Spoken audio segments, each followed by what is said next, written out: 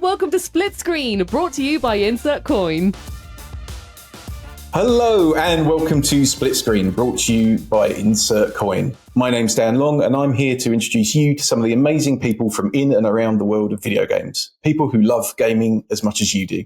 Today, I'd like to welcome Rosie Caddick. Rosie is a presenter, host and editor for PlayStation Access and has been an integral part of the streaming community for more than a decade, spreading her love for the awesome video games we all grew up playing. Rosie, welcome. Oh, what a lovely intro. Hi, everyone. Thank you so much for having me on the show. Thank you for coming. Thank you for being part of it. It's amazing. Season 2. Yes. Yeah, Season 2. So, Rosie, you've been making videos for ages about video games, and you're now one of the faces of PlayStation Access. And it's amazing to see you on there, and you've had a fantastic career path. How did it kind of all happen, and what sort of advice would you give to someone who was thinking of doing the same kind of thing? Oh my goodness, it seems like, already I've been now on Access for, my 6-year anniversary was at the end of last year. So at the end of 2024. I know, right? Time's flown by. Time flies. Doesn't feel like it. But so I've been creating, content online about video games for, you're right, probably around a decade or something. I started with my own YouTube channel called Professor Juice, which I did on the side alongside at the time, I was working in retail, getting the money coming in, saving all the money and things so I can move out one day and start my next adventure. But so I'd work there, retail during the day, and then when I'd come home, that's when I would basically just come home and think of Professor Juice video ideas. And I was so enthusiastic and passionate about it that even when I was at work, like walking to work, let's say, for example, I did a video on Space Channel 5 Part 2, and on my way to work, to keep me in the flow of just thinking of this video, I would listen to the Space Channel 5 Part 2 soundtrack on my way to work and everything. So infusing your life with it, kind of essentially. Taking it all in. Oh, it was great fun. But so I did that for a very long time. And then from that, I've always gone to video game events. I love attending video game events and just being surrounded by video game goodness and just people who are just as excited and passionate about games as I am. So I go to EGX with a group of others, and we've been going there every year for years. It's kind of become a bit of a tradition. And one EGX, that's where the PlayStation Access crew were, and they were doing a meet and greet. So my boyfriend and I went in the queue, and we were able to meet and greet them. And my boyfriend was talking to Holly at the time, and I was talking to Nath, Dave, and Rob. That's just how the conversation just happened, because we both went together. And this was at the point in my life as well where I was thinking, okay, I'm ready for the next step in my life. I'm, really keen to maybe one day work in the video game industry. I'm still doing all this produce stuff, and I would love to see if I could actually get a job in it. So, just from talking to them casually, I mentioned to them that I was about to move house and move in with a mate, and it was all very exciting because I'd lived with my parents, and now this is my first time moving out, and I'm looking forward to being in a more city that's associated with creative jobs. And I was saying how I really wanted to delve more into video editing and just more, hopefully, ideally more hosting and presenting stuff as well. And literally just off the bat, I said, look, you're probably never gonna email me or contact me, but you know what? Here's my business card. And it was my first time passing over a business card to anyone. Yeah. That's incredible. Yeah, that's instant results. Yeah. So it was bizarre, because I think this might have been the first EGX where I actually took Professor Juice themed business cards that were designed by my boyfriend, because he's always been incredibly supportive of my growth and my career and stuff. So this was the first time I was oh God, I've got a business card. And, everyone always says if you had a business card, your brain always thinks they're going to lose it, or they're not going to keep it, this, that, and the other. But to my amazing surprise, when I handed it over, when we left the conversation, adrenaline was pumping in. But it was just as if instinct took over, and then suddenly I was oh my God, why did I do that? Why did I give them my card? They're never going to get back to me, but oh my God, I did it. So I was like buzzing. I remember my friend was driving us back to where we lived, and just the whole car trip, I was like, oh my God, oh my God. Just for some reason. And then by just some miracle, I got a message from Nathan. I can't remember how long after EGX that was, but I got an email from him, and he was basically just saying like, I just want to keep in touch in case there's like a video project you wanted to edit or anything like that.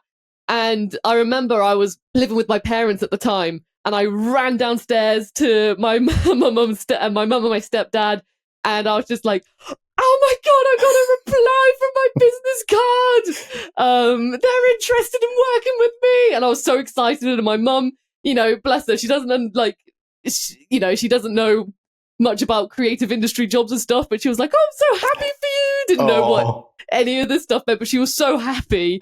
Happy that you're happy, right? Yeah. That's the thing. It's like, that's the parent job. And then it was pretty much a case of me messaging Nate, because, I didn't want to be pestering or anything like that. But, I was still keen to keep this relationship going because it was like the closest I'd ever got.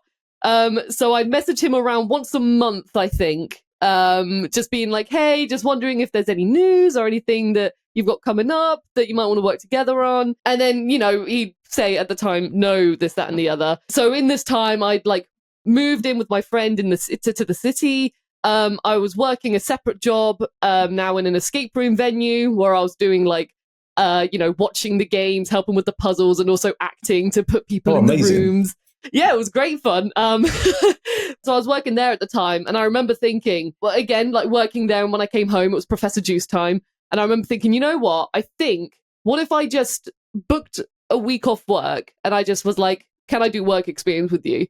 So at my job at the escape room, that's exactly what I did. I booked the week off, asked if they offered work experience or anything like that, and they said they did. So that's when I worked with them for a week, and it was fantastic. It was mainly me editing the store. At the time, they had just done another EGX show.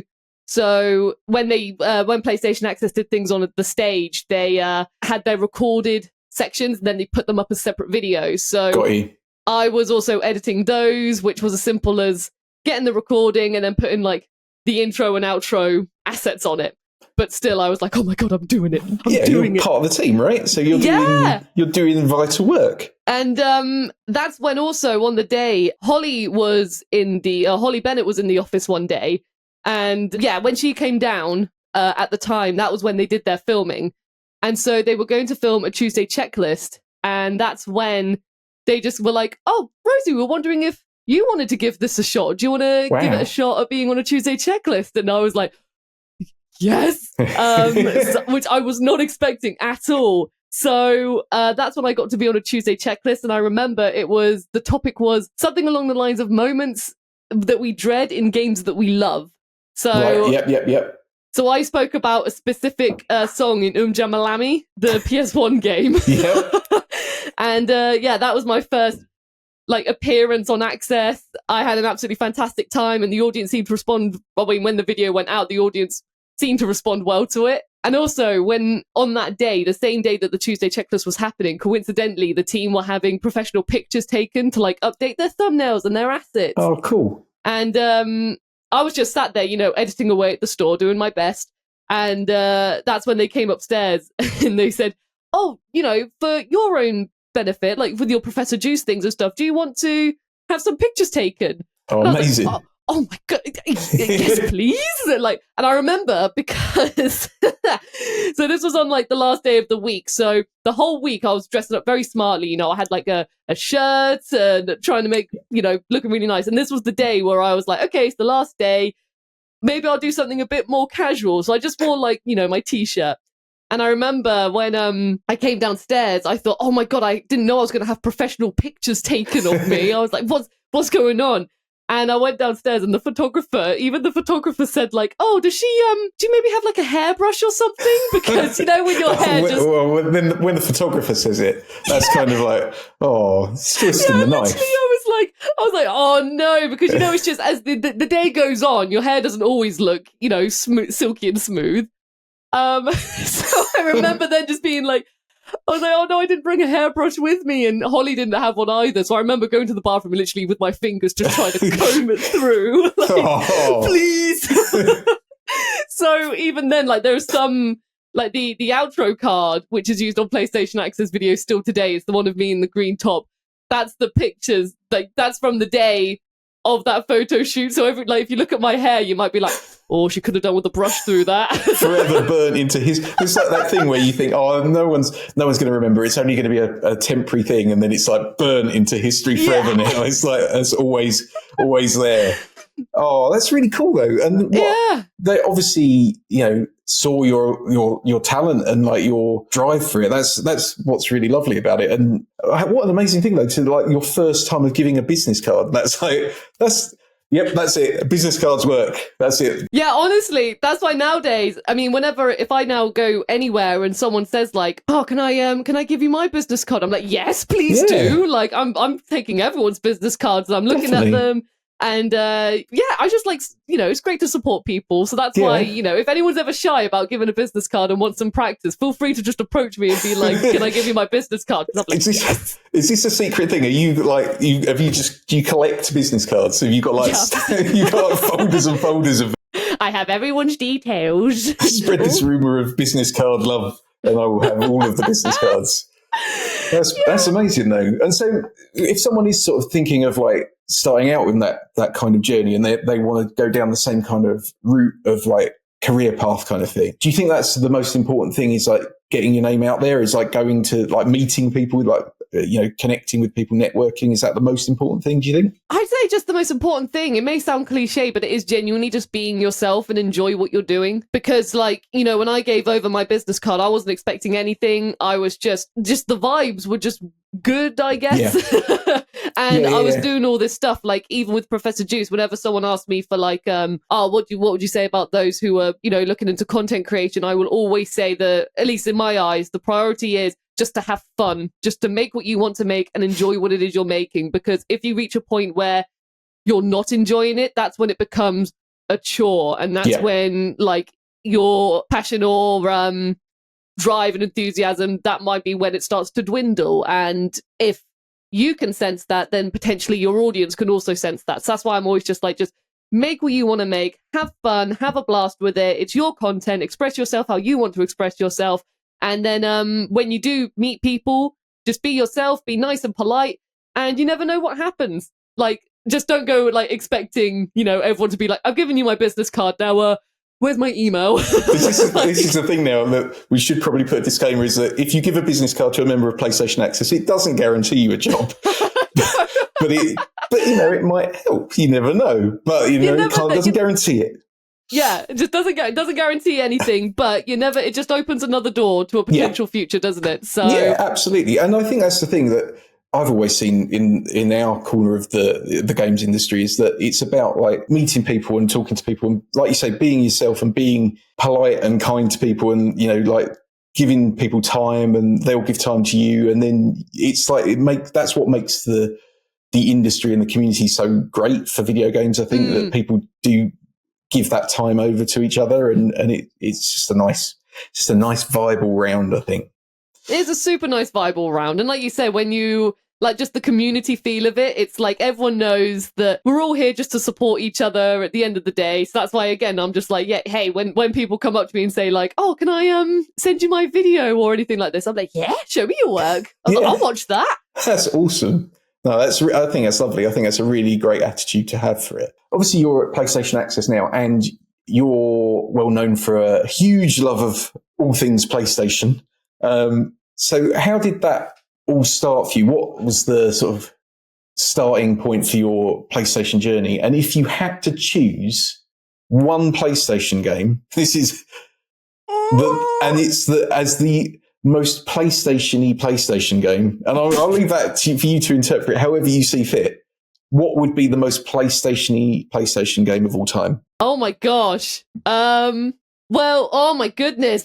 I've never been asked what the most PlayStation-y PlayStation game is. Like, thinking about it, my instinct, but this is also because it's like, very near and dear to me. Like, at first I just thought Crash Bandicoot or Lara Croft or Spyro or things like that. But then, you know, when your brain then thinks about it more, I was like, probably the most PlayStation-y PlayStation game I can think of is probably Astrobot, the new one. I'm literally like, it celebrates everything PlayStation. It's got PlayStations from throughout the years with it. It's a fantastic platformer, taking inspiration from multiple different PlayStation games throughout the years. And Astro is just a fantastic little PlayStation guy, isn't he? So... Yeah, I cannot believe how good the game is. Not for any other reason other than that it's like sometimes you play a game and you're like, oh, this will be good. This will be a good distraction. It's like, it's one of those games where it's like you go away from it and you'll be lying in bed or you'll be sat on the bus or something like that. And suddenly you're thinking, I wonder how I could shave 2 seconds off that Astro time. Oh, honestly, it's plagued my mind. I just love the marriage of like how like it's so easy to pick up and it's so easy to play, but it's so difficult to get like really good at it. And it's got so many references to it, but it's its own game as well. And it's just, I think that's a really good shout as a PlayStation you play. I didn't even know, when I wrote that question, I had no idea what I meant by it, but you've nailed it. You've absolutely nailed the answer. So the answer sort of describes the question, right? So like what started your love for PlayStation? Was that sort of like from PlayStation 1 or was it sort of, how did that come about? It was from the PS1. In all honesty, like I've just always grown up with PlayStation. As soon as literally my earliest memories of when I was like 3 or 4 years old, I've just never known a time in my life when I wasn't with PlayStation in a weird way. My dad got a PS1, I believe. He was very excited about it. Again, I can't tell you when he got it because I was a baby or maybe I was, It just makes me feel really old. So thanks for that, Rosie. Oh, sorry. But essentially, he got the PS1, and so I grew up watching him playing it, and then also my brother playing it, and then from watching them play it, I learned how video games work, and then like that's why I say my earliest memories of just learning how to play video games. I always say that there's 4, which taught me like the fundamentals of just video games. My first game I ever played, which was Crash Bandicoot Warped.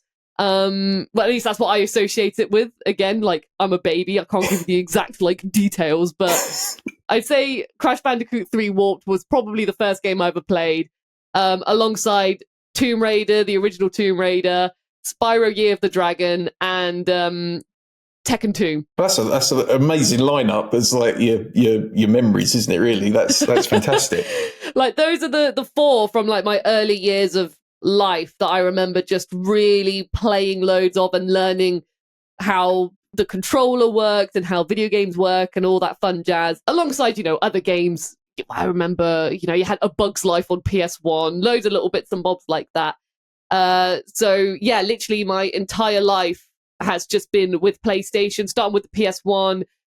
We got the PS2, and the PS2 I adore to pieces. That's again just leading into learning how video games work with the PS1, and then going fully into like the hobby of video games with the PS2. Oh, it was such a fantastic time. And then since then it's been like PS3, PS4, PS5. Like I've just been going through them all. Just all the way through. I think it's lovely that that's always been there with you as like part of the journey, like of your life. I think that's really lovely to have that kind of thing running parallel with you growing up and sort of, I think I'd never really thought of that before, but how you said like the thing of the PlayStation 1 to PlayStation 2, there was like a sea change of like, this is like, I think just generally of like, this is gaming. And then it's like, where it was like a lifestyle-y kind of thing. And then it was like, this is gaming as in gaming, like with PlayStation 2 and the PlayStation, because the PlayStation 2 was an absolute banger. Don't get me wrong with it. Like I've loved all the PlayStation consoles I've had, but PlayStation 2 was just like, what? What can this do? Okay. It has a DVD player with it as well? Yeah. And justifies it to like buying it. It's like, Mom, it's also a DVD player. I just remember like, it was like losing myself into like little demo discs and stuff like that. And just pouring hours into like just like a tiny little bit of a level of something. And just, it was just mind blowing how good it was. Like, honestly, I do not think I would have had such a, I guess like a variety of love for games if it wasn't for the demo discs in a weird way, because, you know, when you're a kid, you're not going out and buying your own games, are you? You're a kid. You don't have money or anything like that. So we only had like the odd games that we could ask my parents for, like, you know, Disney interactive games, for example. Or, you know, just anything, or Crash Bandicoot 2, because my parents knew Crash Bandicoot 3, so they were like, yes, let's get Crash Bandicoot 2. But the demo discs, they playing all those games, that's what introduced me and brought my love for games such as Klonoa, Parappa the Rapper, like which I adore, Parappa the Rapper. But I would never have known of its existence if it wasn't for, like you say, playing the demo discs and just those little snippets. But that was enough to be like, I love this. I wish I could have more of this in my life. We should have, like, that's the thing. We should have like digital demo discs. Like, I know you can get like demos of like a whole level, but just like something that's like a 5-minute demo would be amazing. Like, you know, like when you do like the Games Awards or whatever, and they show you all the incoming games, just a 5-minute demo of something would be amazing. Just like afterwards, oh yeah, you can play this 5-minute demo now. Just get like hands on and just see what it's like. It'd be fantastic, because that's like such a memory.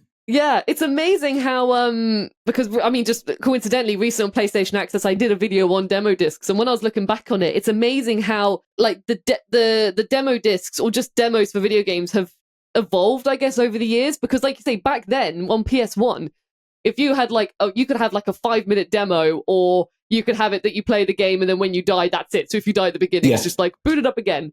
But now it's, like, demos offer you can play, like, the entire prologue of Metaphor when that came out, and it was like a 4-hour, like, it's basically the beginning of the game.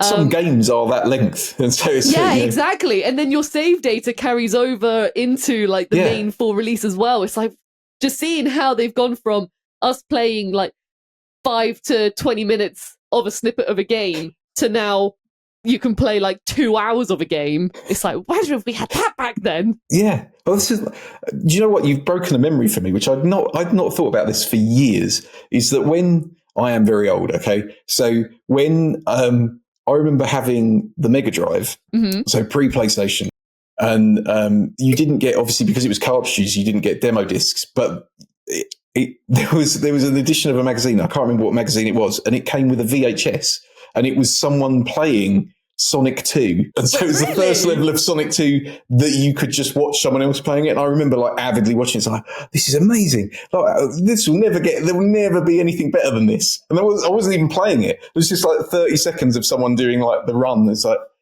this is, looking back, that's so weird. That's just like, amazing. You should find those VHS snippets for the games. How did they do it? Do you remember if they did it so that it was like just the screen, or did you have like the shoulder of the person playing it? So it was still like, it was just the screen. It was just the screen. Wow. And there was, I'm sure it was Sonic 2, and I can't remember what I'm sure there was something else on it, but I can't remember what it was. That was the lead thing. So like, to sell the magazine was Sonic 2 demo, and it was like, you know, just watch it, like watching a trailer, but like literally just the first level of the game. It's just really weird. I haven't thought about that for years. So weird. So, as well as PlayStation Access, you've also got your channel BuddyGames. Yay! And that focuses on co-op and playing games together. So it's like, you know, what do you think makes for the best sort of co-op gaming experience? And is it better to be couch co-op or online co-op? What are your co-op feelings? In all honesty, online or local, I am not personally. I am not fussed about like the difference between the two of them. My main thought is just like with co-op, it's just having a good time with your friends, however you're able to do it.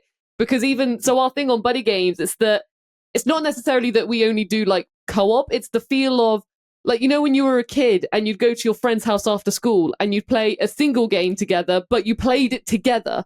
So it was still like the co-op experience, but you just played technically a one-player game. Yep. That's the feeling that we love trying to just share and recreate. Just that feel of you're meeting up with your friends, you're booting up a game that you've been playing, and you're just going to have a great time and create memories with it.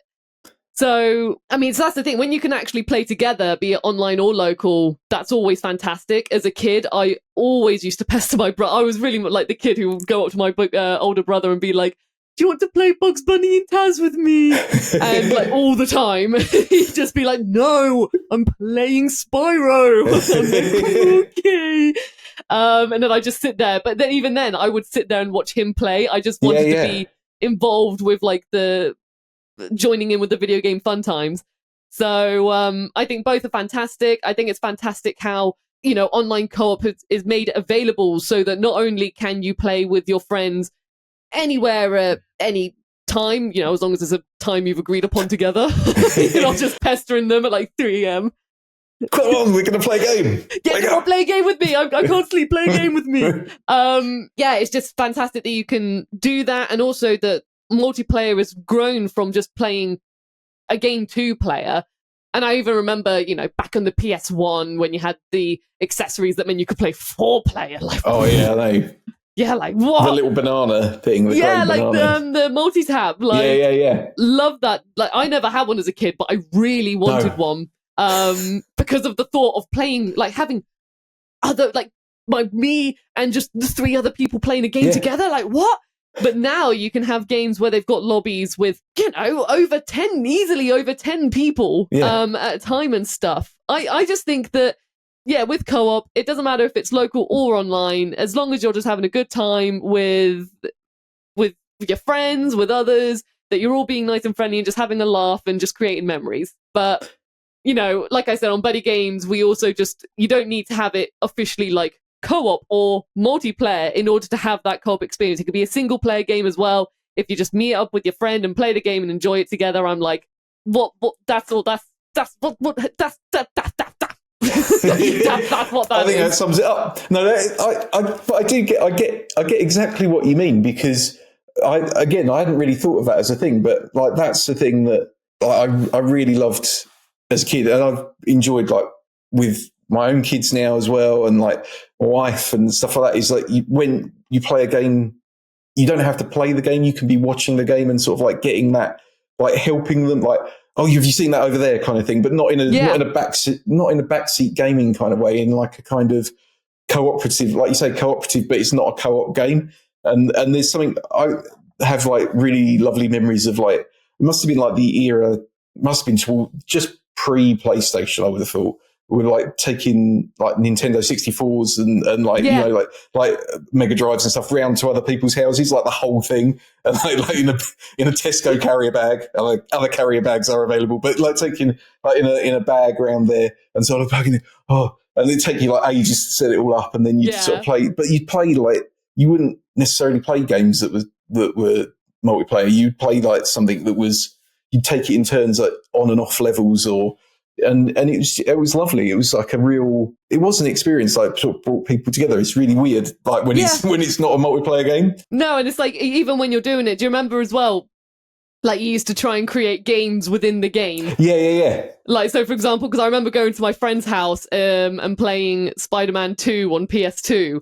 Love that game. And literally we would just, every time there was a mini game where you had to like try and get a balloon, we'd both just, all of us would just be like, no. So the game was like holding the balloon and then just like having Spider-Man just sort of swinging around with this balloon, having a great fun time, and then giving it back to the child. It's like, no, Spider-Man wants his fun with the balloon first, and then gives it back. Oh, but that's I think that's the thing, that games like Astro is like, it kind of activate that part of my memory as well, like that gaming memory of like, there'd be levels where there'd be bits that you could access and didn't kind of go anywhere, but then you'd get rewarded with some extra coins if you did go over there. Yeah. And it was just really that sense of adventure that some games have, and that it's a thing that, you know, isn't always there in every game, but like when it is, it's like, it activates such a lovely memory, I think, for people like us who've sort of grown up playing games.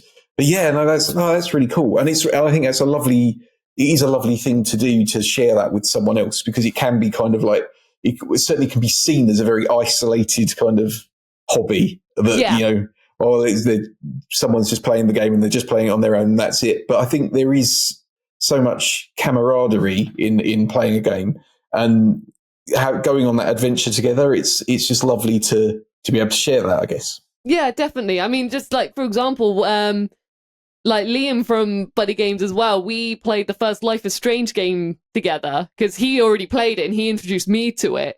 And literally, my life was just consumed with talking to him when we weren't playing the game, being like, what do you think? What do you think about this decision we made? What do you think's going to happen next? So it's not even like, you know, the moments when you're playing the game together. It's also the moments, or like when you're a kid at school and you're like, when can we play the game again or something like that. It's also like just how it brings you closer together outside of the environment as well. It's just great. Yeah. Just love playing games. It just like it's that shared experience, I guess, isn't it? Like any experience that you can share like that, but because it's kind of now games are so like in depth and not complicated, but they're kind of like layered, like multifaceted kind of things. And particularly something where you've got multiple choices of where you can go and what you can do. You kind of want to share that with people. You want to. I know, like I've sort of done that when I'm playing a game and someone's been watching it, like in my household or in my family or whatever. And it's that thing of like, oh, what do you think I should do? So, oh no. What about doing that? Okay. But it's just, it's a nice thing to be able to vocalize that, because that's kind of what you do in real life, right? If you had a problem, you wouldn't necessarily just hide it away and you talk to someone about it. It's like, what do you think I should do? Yeah, what do you help, please? I've got these powers and what should I do with them? But yeah, it's that kind of, it's just a really lovely thing, I think, to be able to share. Yeah, definitely. Love the sharing experience. Awesome. Okay, so now it's time for some AUTOFIRE questions. Don't worry, there's nothing to worry about here. It's all good. We just use it to work out how amazing you are or not. No, it's not. It's all good. My whole personality's being questioned. It's fine. It just goes on a permanent record. It's the questions that you'd ask as a gamer. You'd ask other gamers, and so just to find out what they're all about. So, Rosie, what was your first video game memory? First video game memory is, I briefly mentioned it earlier, but probably Crash Bandicoot 3 Warped, just playing the first world, because I could never pass Tiny Tiger by myself. I know!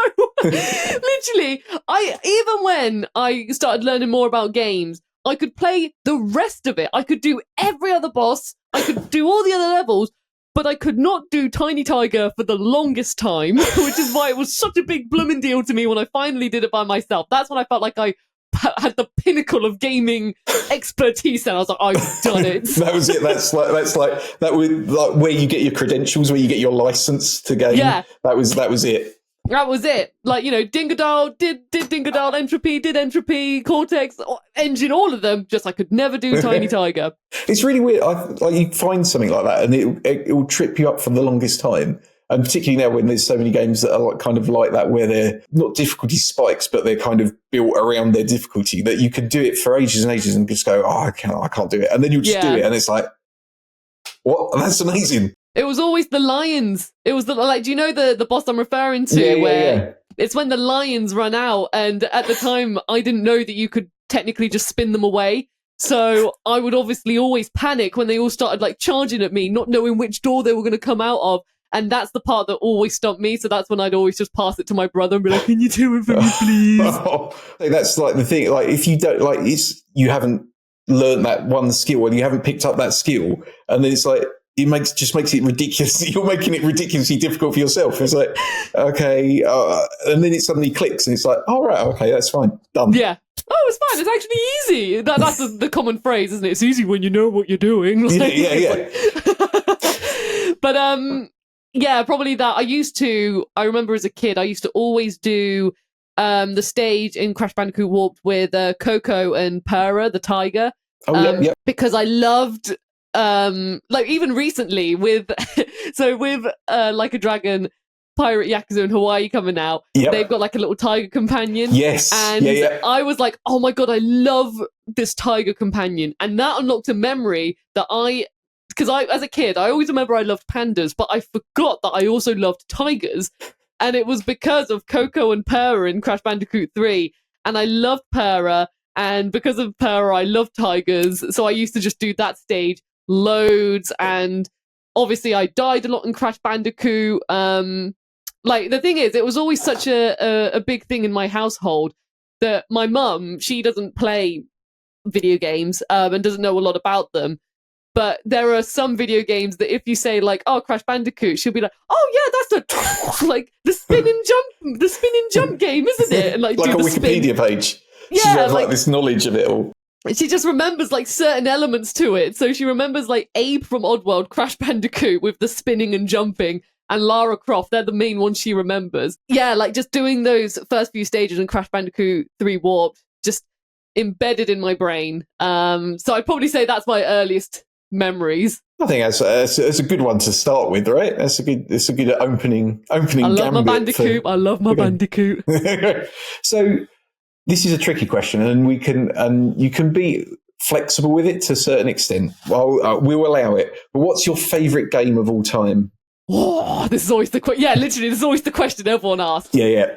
So I'm always jumping between two, but I think I've settled on which one I would say is my favourite. But I'm just going to say the two of them just in case. So just in case I change my mind after the recording. But one of them is Ape Escape 3 on the PS2. Amazing. I love that game. I played it constantly when it first came out, and genuinely I think it's just a brilliantly polished game. It looks brilliant, it plays brilliantly, the music in it is stunning, and it's just a really, really fun game. So I'd probably, and there's a mini game where you can create your own films in it. Like and it's so silly. You've got all the Ape Escape monkeys and you can pick your cast, and you've only got like 15-second clip, but it was so much fun to do that. So I'd either say that, and I think this one tops it just because every time I talk about this game, it fills my heart with joy. And whenever someone comes up to me and they say like, I'm playing this for the first time, I am so excited for them. And I'm like, I love hearing about their adventures. And that is Yakuza Like a Dragon, which is Ichiban's first adventure in the series, which at the time, when it first came out, I had no idea that I was going to love it as much as I did. But oh my goodness, do I love that game. It is an absolute cracker. It's an absolute cracker. And they kind of nailed, like, in the franchise, in the series, you've got such amazing big characters, and for them to sort of like bring in such an amazing character. There we go. And because you kind of got that worry of like, oh, is it going to be as good? Is the character going to be as good and as lovable and as, amazing? And then it's like, no problem. Especially when you've got competition of Kiryu as well. Like Kiryu being an absolutely legendary character, and Ichiban has just become probably my favorite video game character ever. I just love Ichiban. I just, I want every time I'm like, if I'm feeling low or something like that, I'm like, what would Ichiban do right now? I just think he's such a great, like, enthusiastic, passionate, caring, positive ball of energy, who just wants to help people. I just think he's an absolutely phenomenal character. And Like a Dragon, it made me burst out laughing. Like, I don't think I've physically burst out laughing so much in a game before, like, if from memory. Like the whole side quest where you've got like Clara the ape or the monkey, and they escape, and then they start taking over a digger, and then it's not only a case of like, we've got to get the monkey back, it's a case of, oh my god, we have to fight a digger that the monkey is controlling. Like, it's just so good. And the whole like ending sequence, I remember I was just crying so much, and I thought the performances were done so beautifully, and the graphics, I remember seeing it, and I'd never seen like character expressions and like graphics that just made it look so crying, if you know what I mean. Like, I saw the faces for the tears and just the wetness in the eyes and the redness and everything. I was like, oh my god, just seeing how emotional they got, I was like, of course, like, and also it's the end. You've just gone through this whole adventure. I mean, I'll just say, Like a Dragon, Guide and the Man Who Erased His Name was probably the most I've ever cried, alongside the Final Fantasy IX ending. But that's a different story. I think that's really interesting as well with Like a Dragon and the series as a whole, is that how, like, I think you don't expect those sorts of games to take you on the journey that they do. You don't expect, like, as like a starting point, you kind of don't expect them to make you laugh. You don't expect them to like proper laugh out loud. You don't expect them to hit you right in the feels and bring tears to your eyes. It's kind of, you expect it to be kind of crime drama kind of thing, like in that sort of like that middle ground. But it's like, so you've got such a range from it. And it is, so, like you say, it's so well, as a series, it's like so well acted and so well like thought out. It's just a joy as a thing, like a piece. It's just brilliant. I think that's the thing as well, because just the way that people talk about it, I guess, online, is if you go on social media, you'll probably more likely see everyone be like, wow, look at the mini games, and they're really fun, and the one in like a dragon when you're fighting off sheep when you're falling asleep in the cinema is like, wow, it's so weird. But so some people just think, oh, that's just the game with loads of weird things happening, like, oh, it's so funny. But then you're like, but no, it actually has an incredibly gripping and emotional and impactful story to them as well. Or you've got the different angle where people don't know anything about it, and they're like, oh, it's just like a crime drama thing, isn't it? And then you've got the opposite thing. It's like, well, no, but you can do karaoke, you can go kart racing, like you can collect cans and get money for it as well, and like a fun bicycle mini game in Like a Dragon. But that's the thing. And every time like someone says to me like, oh, I'm playing it and stuff, the majority of the time, like literally 99% of the time, actually, I'll probably say 100% of the time, they've come back to me and they've said, I love this. Like everyone who I know who's played it has absolutely loved it.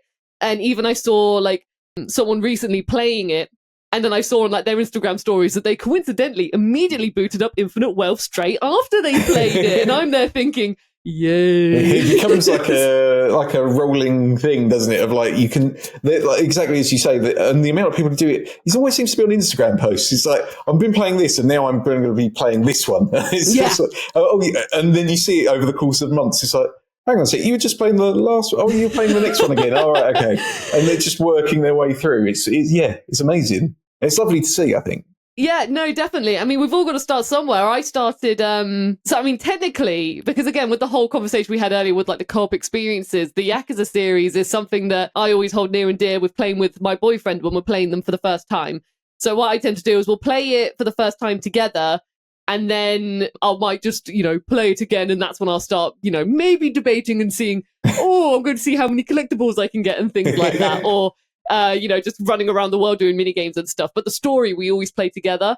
Aww. And technically, I think we started with Yakuza 0, but we were long distance at the time, so we didn't really get to like delve into it. And then it wasn't until maybe like a few months later that we were just like, okay, let's try Yakuza Kiwami, because that's like, I think it was like we found it in the shop, it was on sale, and we thought we enjoyed what we like with Yakuza 0, so let's try Kiwami. And then Kiwami, that's the one we properly sat down and played it. And, I loved Kiwami. And that's the thing. I started there. Then we went back to 0.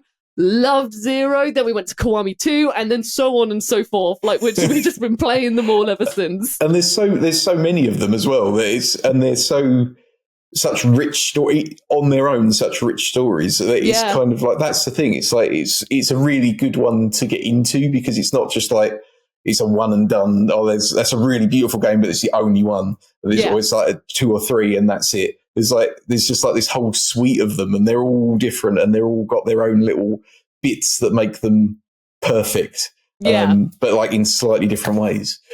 So, speaking of perfect, what a segue. What would be your perfect future game? Oh, there's one I want. So there's one I would love.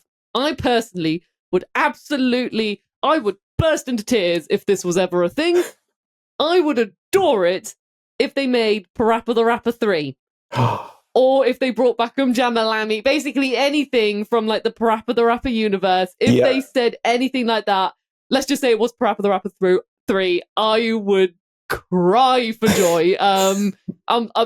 Give me Parappa's new adventure that he's going to go on, which relates to like real life dramas and troubles.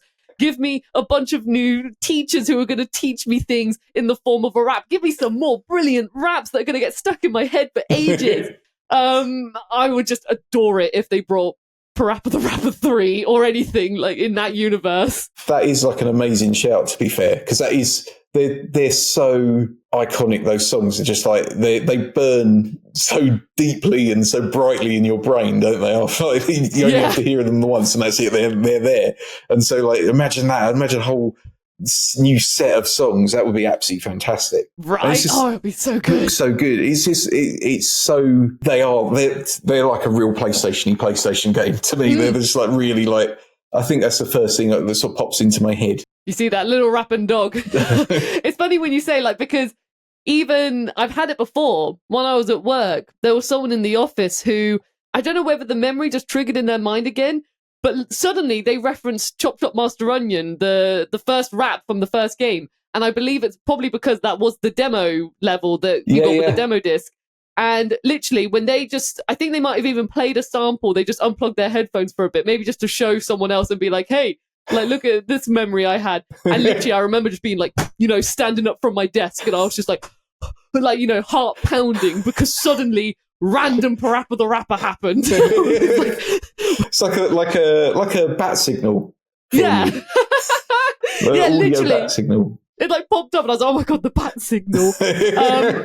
And also, because that's not only Parappa. I love Parappa the Rapper 1. I love Parappa the Rapper 2. I love Jamalami. That's again with the same question of like, what's your favorite game of all time? I'm always just like, I love Parappa so much.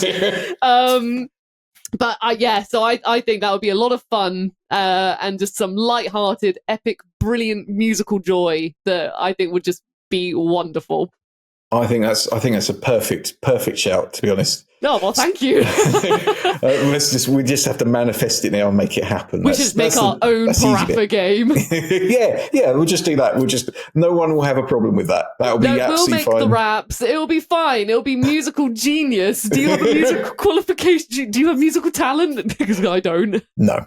It'll be perfect. Yeah, it's perfect. We have no musical talent between us, and we just have to avoid lawsuits. Okay, so what is your go-to gaming snack? Oh, that's a good one. Oh, that's a really good one. In all honesty, probably recently, it's just been like, one of the slightly bigger than usual, but not the big bars of Cadbury's Dairy Milk. Oh, yep. Like, you know how you can also get the galaxies where they're like the medium rectangular. I know the ones, not the comically huge ones, not a plank of wood. Yeah, not the planks of wood, just the like the hand size ones. Yeah. So not like a bar, but it's like the hand size ones. I'd probably say that if it's a Friday evening and I fancy a little treat, I might just be like, oh, you know what? I'll have a rectangle of either Galaxy or a Cadbury's Dairy Milk bar, and I'll just be like, yeah, I'll just have this throughout the night, thinking that I'm going to be good and have maybe a bar or two, and then the whole thing's gone. It's a mystery how these things disappear, right? That's like, I don't know where it went. I don't know. Friday gaming goblins have taken it away to do something with. They know what they're doing with it. Do you know what? That's a real classic one to go for as well, because it's just like there's loads of different things that you could like. There's a multitude of snacks that people choose, and go for. But there's something really nice about just like that kind of bar of chocolate, like a slab of chocolate. Just a slab of chocolate. It's like my little Friday or. Usually I get it for like a Friday or a weekend, but it's like my little break treat. That's when I'm like, you know what? I'm just going to get cozy on the sofa and chill out with a game to celebrate what we've just done in the week, or just to chill out. Surviving another week. Get to the weekend, and that's it. I think that's a great shout. So, last question: who is the best dressed video game character? Oh, that's a great one. Oh my gosh. They're evil questions. Yeah, oh my god. The King of Cosmos. Katamari. Amazing. That is, to be fair, that is, because he's not only like got the look, but he's got the attitude that goes with it as well. Yeah, he's got the confidence. Yeah, to pull it off, because not everyone could pull off that as a look. Yeah, he's got the confidence, he's got the charm, he's got like the style and the color coordination. He's got it all. So that's how I was just like, oh my god, so many characters wear different things. I don't know why he just popped into my head, and I was like, He is the king. He's the king. Why not the king of Cosmos? This is when I know that, like, after we've stopped recording, I'm going to think tonight and I'm going to be like, oh, obviously it's this incredibly fashionable character. And I'm just like, no, here we are, King of Cosmos. You'll wake up in the middle of the night, like, you know, like in that semi-dream state that's like when you wake up and it'll just be like his head, you know, like his head and face looming up over the planet. It'll just be that. Like a night terror demon of him. I'm going to fall asleep. He's going to be like the DVD menu bouncing around. His text is just going to be all these video game characters who have awesome fashion senses. Oh no, I think that's he's overlooked, unappreciated in his time. But no, I think that's a cracking one. So, Rosie, what have you got coming up next? What is next on your schedule? Oh goodness. Well, I mean, I'm always chugging along with PlayStation Access. I mean, at the time of recording, we've got loads of video games coming up. There's going to be loads of stuff coming up on PlayStation Access. BuddyGames, we've got loads of plans already coming up. We're still currently playing through Wallace and Gromit in Project Zoo. But amazing. What we do is we have like little meetups where we'll grab a KFC and chat about like, oh, what should we play? So we've already have plans coming up and we're super excited to get those underway. So yeah, I say like, you know, at the moment, that's what I've got coming up. Just talking about more video game goodness and playing more video game goodness. Amazing. Oh, that's fantastic. And yeah, make sure you check that out. And thank you so much, Rosie, for being a part of Split Screen. And thank you for watching. And we hope to see you soon for a new episode very soon. Take care. See you soon. Bye. Thank you for having me. Bye. Hey, do you love video games? Us too. Insert Coin has been creating unique official gamer gear since 2010. From Ace Attorney to Yakuza, Cyberpunk 2077 to Astrobot. Represent your favourite games in style at www.insertcoinclothing.com. Split Screen, powered by Insert Coin.